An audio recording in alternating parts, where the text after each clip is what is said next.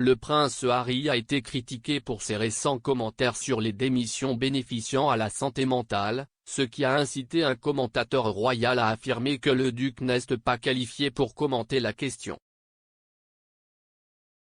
Le duc de Sussex, 37 ans, a récemment participé à une séance de questions-réponses avec Fast Company, un magazine économique américain. Tout en discutant de son rôle de Chief Impact Officer avec la start-up californienne de santé mentale BetterUp, Harry a parlé d'un éveil de la santé mentale qui a vu de nombreuses personnes quitter leur emploi afin de donner la priorité à leur bonheur et à leur santé mentale. Au cours de l'entretien, qui a été publié lundi, le duc a évoqué le nombre croissant de démissions observées à la suite de la pandémie de Covid-19. Le prince Harry a déclaré que des problèmes tels que l'augmentation de l'épuisement professionnel et les personnes souhaitant quitter leur emploi avaient été mis au premier plan au cours de cette période, mais se préparaient depuis un certain temps.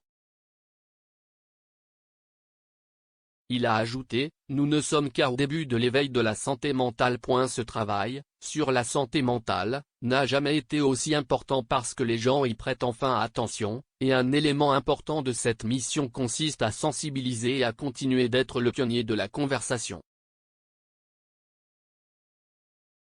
À de nombreuses reprises dans le passé, le duc a parlé de ses propres problèmes de santé mentale, en particulier de l'impact de la mort tragique et soudaine de sa mère, la princesse Diana. En 2017, dans le cadre d'une campagne de sensibilisation aux problèmes de santé mentale, Harry a déclaré « Un effet assez sérieux non seulement sur ma vie personnelle mais aussi sur mon travail ». Il a ajouté, « Je pensais que penser à elle allait seulement me rendre triste et ne pas la ramener. Donc, d'un point de vue émotionnel, je me disais, bien, ne laissez jamais vos émotions faire partie de quoi que ce soit. » Il a également parlé de la mort de sa mère plus tôt cette année, dans le cadre d'une série documentaire sur la santé mentale intitulée The Me You Can't See qu'il a produite avec l'animatrice de chat américaine Oprah Winfrey. Dans la série, il a déclaré qu'il n'avait pas traité la mort de sa mère parce qu'il se sentait tellement en colère contre ce qui s'était passé, un exploit qui l'a amené à demander l'aide d'un thérapeute. Alors qu'Harry a reçu de nombreux éloges pour sa campagne de santé mentale, un commentateur royal s'est déchaîné contre le duc après sa récente interview.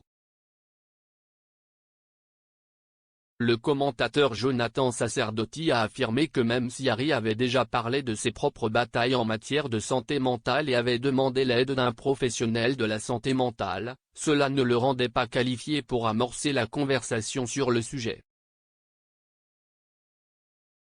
Monsieur Sacerdoti a déclaré à Express.co.uk, il parle de l'éveil de la santé mentale comme si la santé mentale et la psychologie étaient en quelque sorte de nouvelles découvertes.